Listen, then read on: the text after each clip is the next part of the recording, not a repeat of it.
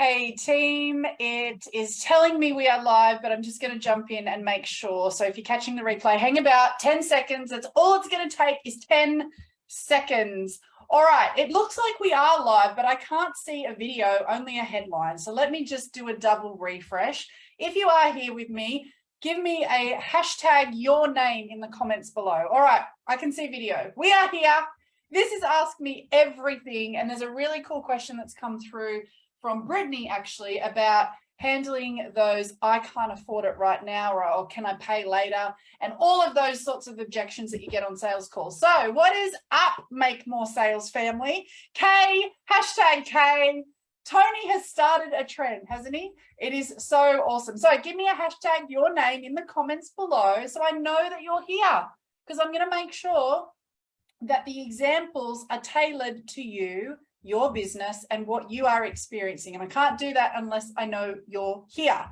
All right, so Brittany has sent through a question. Actually, I'm just going to wait. Paul, hashtag Paul. Hey, Chad, welcome. All right, and give us a like if you don't want to say hashtag your name, if you want to be a little bit of a creeper in the background. All right, so Brittany has sent through a question which I think you absolutely can relate to, which is, I got off a call with a prospect and she's saying she wants to work with me, but not until the end of September. And I know she's delaying her success and running her BS story. So my question is, what's the best way or approach to dig at these people to let them see they are running their BS and only delaying their success? Do you have a formula of getting this out of them in a connected way and then serving it back to them so they see how important it is for their success? So that's a long question. But it's a really, really important one, because we've all been there, we'll all be there again, right? How many times have you been on a call with someone and you can so see the potential in them and you absolutely want to work with them, you know you can help them, and then you get to the end of the call to make an offer and they give you their BS, their money BS stories? Yes? Give me a yes in the comments if you can relate. Hey, Adil, welcome. Suzanne, hey, beautiful. Great to see you here. So it is really common, and maybe you've even run that BS story yourself at some point. And, you know, I think there's a few things here to unpack, and I do have a formula for how we, when people work one-on-one with me, I give them a very basic but very impactful formula based on human behavior for how to run a sales call. Because if you've been taught, you likely have been taught to run your sales call with a script, and you've got 56,000 questions that you're going to ask people, and you take copious amounts of notes. And then what's happening is you're getting to the end of the call and you haven't really made the connection with them.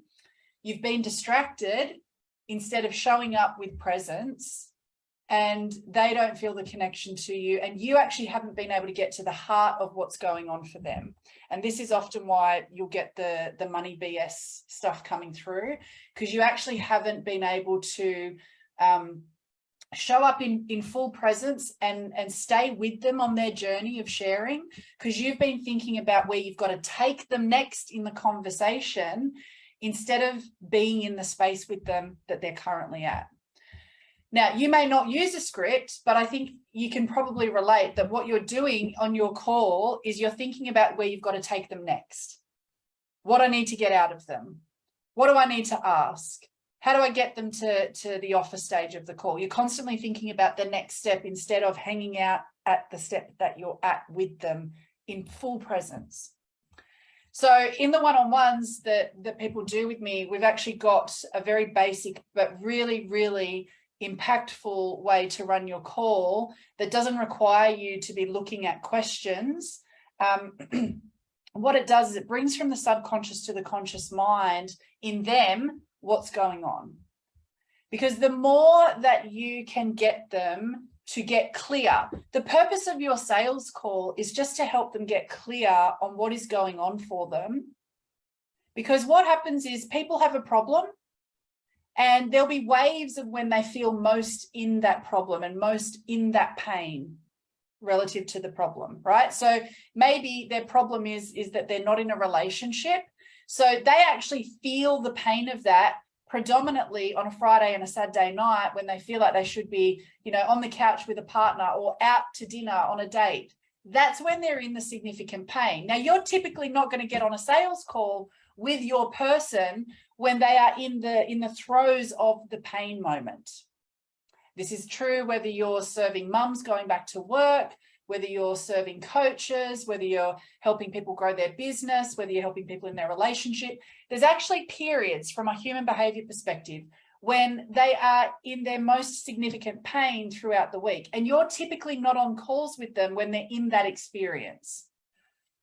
So what happens is they get on the call with you and they're not, you know, if we're thinking about pain levels and 10's the worst and 1's, you know, not so bad, when they get on a call with you at 1 o'clock on a Thursday afternoon, maybe their pain level is like a 2 or a 3.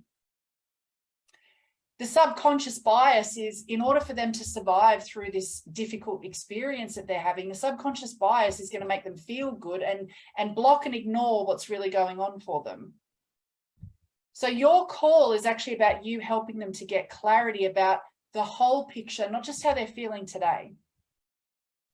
Your job is to get them to experience, viscerally experience what they would be feeling on the Friday or the Saturday night when they're feeling lonely, if their pain is not being in a relationship, for example. And so you do that through quality questions.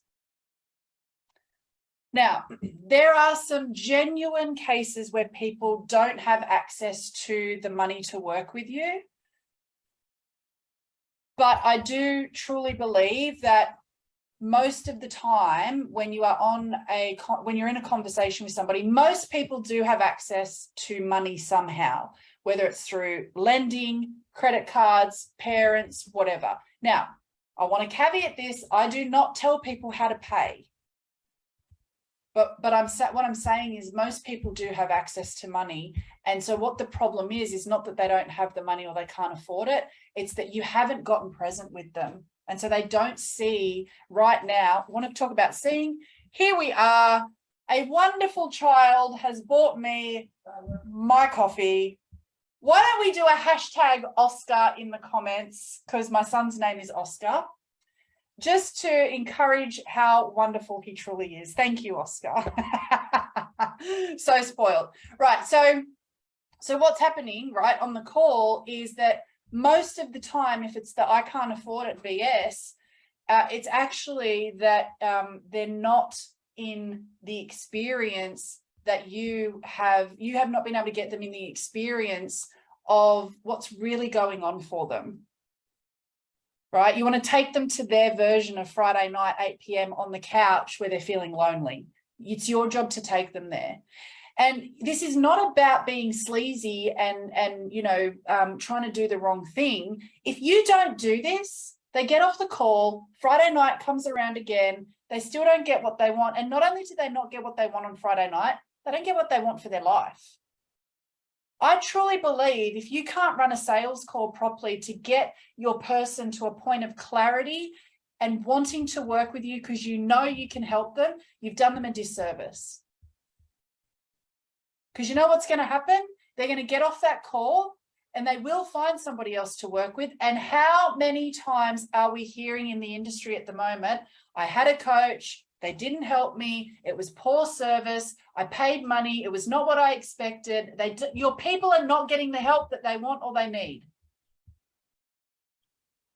It is so your responsibility to show up. It is so your responsibility to learn as much as you possibly can on how to connect and influence people so they can get their dreams. It is so your responsibility to mess it up, right? You can't get this right the first time, the fifth time, the 10th time. I had 20 no's in a row on a sale, like trying to do sales calls, 20. But by the 21st, on fire. So you got to give yourself permission to get it wrong as well. And I think that's really important. But your job on that call is absolutely to get your mind off where you've got to take them. What's the next step? What question do I want to ask next? And get present. get present with them, hold the space. The questions will start to come through if you're really, really present with that person. But there is a framework for you to follow in terms of human behavior, you know, in terms of how can you effectively get subconscious to conscious rapidly. It is way beyond the ability to go through this call. We've actually only got 3 minutes left today. But, you know, I can put a training on or something like that for sure. But hopefully that answers the question. Like, you know, if there's the one thing you can do today is stop worrying about where you got to take them next, get present, because you will be able to ask better questions so that the money stuff doesn't come up.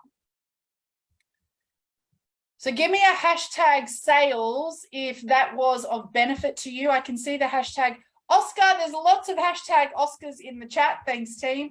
Give me a hashtag sales if you're feeling a bit clearer about how to show up on the sales call. Ditch the script, guys. Seriously, ditch the script. Ditch the preconceived questions. Just show up. All right, we do have 3 minutes, and there was one other question. I'm just on the thread here having a look at where it's gone. Okay, Christine asked, how do I advertise my sale? Now, I don't know. Hey, thanks, Kay, Adil, Suzanne, awesome. I'm not sure if I completely understand Christine's question. I think Christine is saying that she's got a sale or something coming up, and she's not sure how to advertise it. So there's going to be multiple ways you can advertise if you've got something coming up, team, whether it's a masterclass, a sale, you know, for a product, an event. The number one thing that you need before you can make a sale is you need an audience, right? You can have the world's best service, the world's best product, but if you don't have an audience to connect with and sell to, it doesn't matter how many emails you put out. It doesn't matter how many content posts you put up. It doesn't matter how many stories or reels you make. If you don't have an audience to connect with that actually wants what you've got, you're going to struggle. So for me, I started my online business with no audience, no network, no idea how to find clients or create content that sells to them. But what I did through learning and taking imperfect action every single day, I very quickly worked out what didn't work and what did. And as a result of doing that, my business made $250,000 in its first year. And I now teach exactly what I still do to this day, by the way. So it got me to $250,000, but it's continued to grow. I still do exactly what I teach, right? I don't run ads. We're about to run ads next month for the very first time, and it's for an event. It's for an event. So I literally have been able to build, and now what I teach is exactly what I still do in my business today. So if you are really struggling with making sales, then I would encourage you to get to our Business Builder monthly membership. Yep, you can cancel anytime if you find it's not for you. But what we do find is people stay the course, and it's because you are learning what to do, not just now, but to build a long-term business, right? This is not some marketing hack that's going to, you know, get you to $1,000, $100,000 million in 5 minutes, and all of that stuff that you see out there. We are building long-term.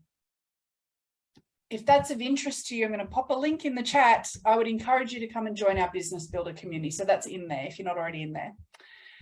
That's the way you're going to make sales for your sales, your masterclasses, and everything in between. You need an audience. And in Business Builder, I show you exactly how I've built my audience to $250,000 in the first year and continue to do exactly the same thing. And the business has continued to grow. So jump in there if you're not already a member. And team, thank you so much for joining me. It is short but sweet today because of other meetings that I have to get to.